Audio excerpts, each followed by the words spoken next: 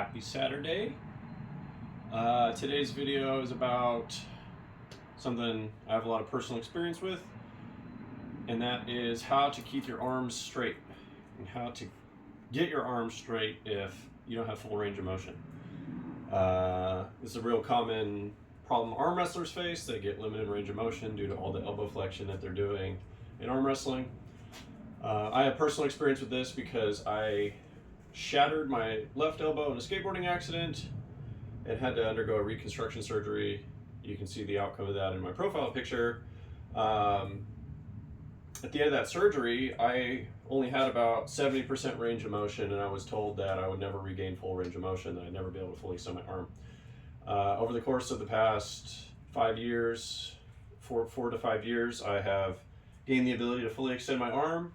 I have the same range of motion as before I had the accident, and that was while I was arm wrestling.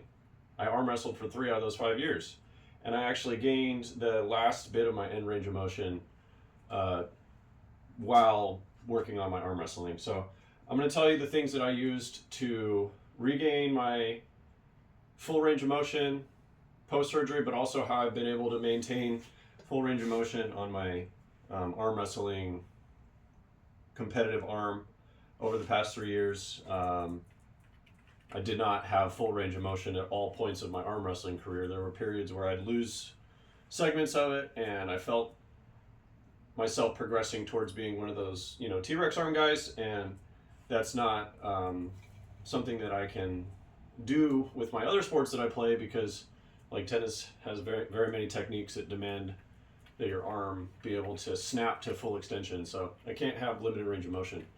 So here's the methods that I used to get full range of motion on my left and maintain full range of motion while arm wrestling on my right. It's basically three main concepts, and then like 2 just general like messages that I want to send. So the first main concept that is useful for maintaining full range of motion is the idea of proprioceptive neuromuscular facilitation. That's a fancy word for a way of stretching that kind of tricks the nervous system into triggering a relaxation response. So everyone knows about, holding a stretch, right? You can think like if you wanted to maintain full range of motion in your elbow, the first thing you might think about is like, armbar yourself, that's legit. Like when I was going through rehab for my elbow, the freaking therapist had me in like an armbar position, you know what I'm saying? And they were massaging my bicep tendon while armbarring my arm. That was how they got some of the length back into my bicep. So that's the first layer, is like just a stretch. And then the next level of stretching, you have something that's putting you into a full stretch, and then you contract against that. So contracting while at a full stretch, that's a stretch assister. But the real, I think the crazy effective stretch technique is proprioceptive neuromuscular facilitation, that utilizes the antagonist muscle, contracting the antagonist muscle to trigger relaxation response in the protagonist muscle.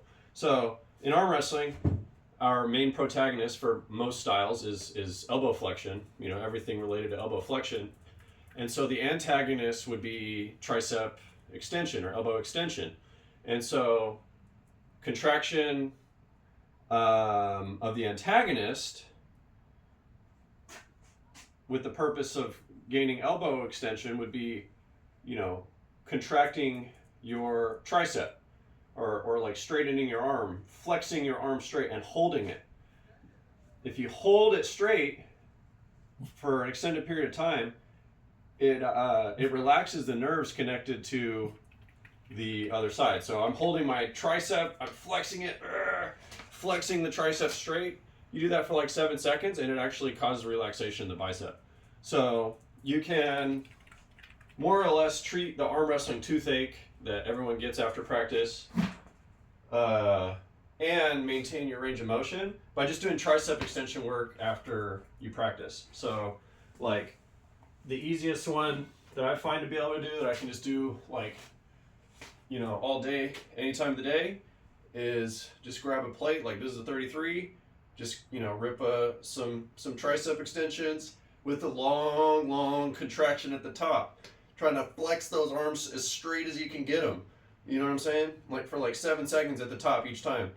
You know, do your full stretch of the tricep. Oh yeah, nice elbow stretch there. And then full straight arm for like 7 seconds. Long, strong contraction. And set of like, you know, 2 sets of 8 there. I guarantee you, if you got an elbow toothache on the contracting side, and you do an extension workout like that, that elbow toothache is going to really chill out. So that's like my first main tip for maintaining arm length in arm wrestling is do proprioceptive neuromuscular facilitation, fancy word for stretching via flexing. You flex the antagonist to stretch a protagonist, whatever your targeted protagonist is, you flex the antagonist, you get a stretch and relaxation response. So very good for getting rid of that elbow toothache and for any sort of limited range of motion that occurs from soft tissue stuff. Limited range of motion from bones, I'm not talking about that. Bone spurs and shit, I don't know what the hell to do about that. But when we're talking about just like your bicep is tight, this is how you get rid of that.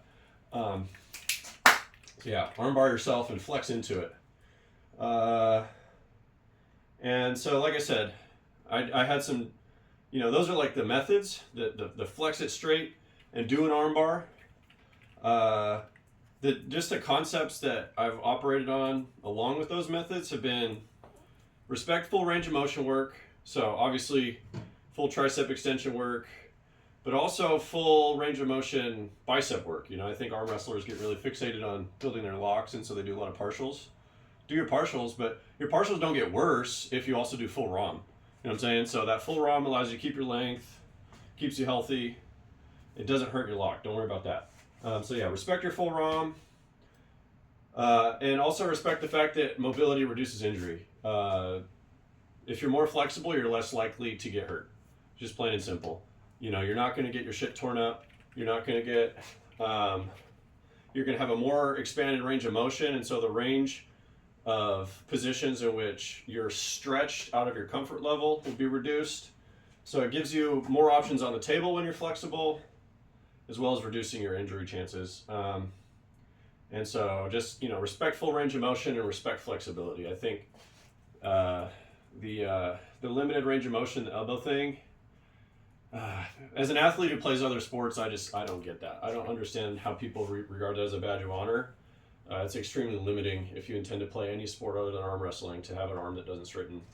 If you're only into arm wrestling and you're willing to make that sacrifice, respect. But in my opinion, especially if you're a young person like myself, you shouldn't be making major body modifications just for one sport. And I think that jacking up your elbows permanently is a major body modification. So that's my little recommendation on how to avoid having jacked up elbows that don't straighten and how to avoid having overly tight flexors. Respect full range. Utilize the proprioceptive, I have to look at my paper for that, proprioceptive neuromuscular facilitation. Utilize that shit. Learn it up. Google it. Learn about that stuff. Mainly the contract, relax, antagonist, contract effect, where you know, relax and stretch, and then you contract the antagonist into that stretch. That's like the moneymaker that I want to get across to you guys. You can keep your arms straight or get straight arms. Like I said, I was told this elbow would never get past like 90% flexion, and you can see I have a fully straight elbow here. So hopefully this helps. Thanks for watching.